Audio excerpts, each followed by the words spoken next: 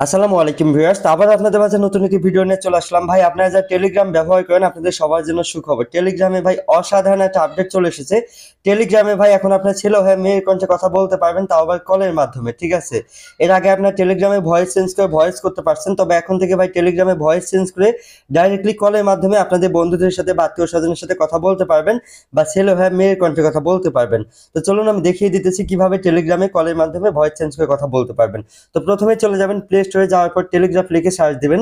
দেওয়ার পর এখানে দেখবেন যে উপরের দিকে গ্রাফ মেসেঞ্জার নামে একটা অ্যাপ্লিকেশন চলে আসবে। এই যে অ্যাপ্লিকেশনটি, আপনার অ্যাপ্লিকেশন লোগোটা দেখে অ্যাপ্লিকেশনটি আপনার ইনস্টল করে নেবেন।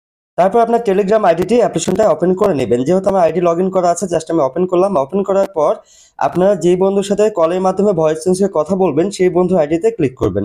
ক্লিক করার পর এখানে সবার উপরে দিকে দেখবেন যে কল নামে একটা সেটিং আপনারা পেয়ে যাবেন। আমি আপনাদেরকে দেখিয়ে দিতেছি।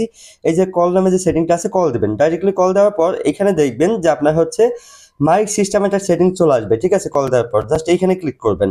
এইখানে ক্লিক করার পর এখানে দেখবেন যে হচ্ছে বিভিন্ন হচ্ছে ভয়েস চেঞ্জের সেটিং আপনারা পেয়ে যাবেন।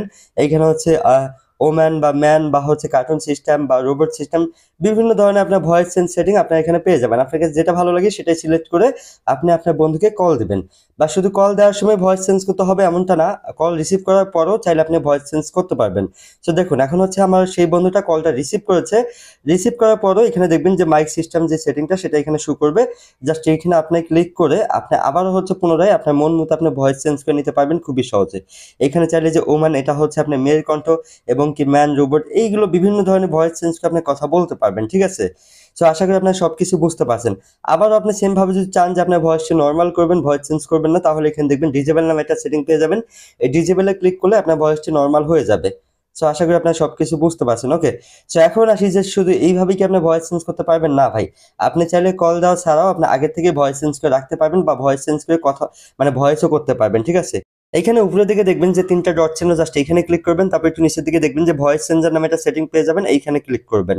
এইখানে ক্লিক করার পর এইখানে দেখবেন যে একটু উপরের দিকে দেখবেন যে ভয়েস মেসেজ লেখা থাকবে একপাশে, এবং কি একপাশে লেখা থাকবে ভয়েস কল। আপনি যদি চান আপনাদের বন্ধুদের সাথে শুধু ভয়েস চেঞ্জ করে ভয়েস করবেন, তাহলে ভয়েস মেসেজ এখান থেকে চেঞ্জ করবেন। আর যদি চান যে কলের মাধ্যমে আপনারা ভয়েস চেঞ্জ করে কথা বলবেন, তাহলে ভয়েস কল এখানে যা চেঞ্জ করতে পারবেন, ঠিক আছে? তবে এই সেটিংগুলো সবগুলো আপনি হচ্ছে টেলিগ্রাফ অ্যাপ্লিকেশনে পাবেন। টেলিগ্রাফ ছাড়া অন্য কোনো অ্যাপ্লিকেশনে পাবেন না। টেলিগ্রাফ এটাও হচ্ছে টেলিগ্রামের একটা অ্যাপ্লিকেশন। তো আপনারা সবাই প্লে স্টোর থেকে টেলিগ্রাফ অ্যাপ্লিকেশনটি নামিয়ে ভয়েস চেঞ্জ করে কথা বলতে পারবেন।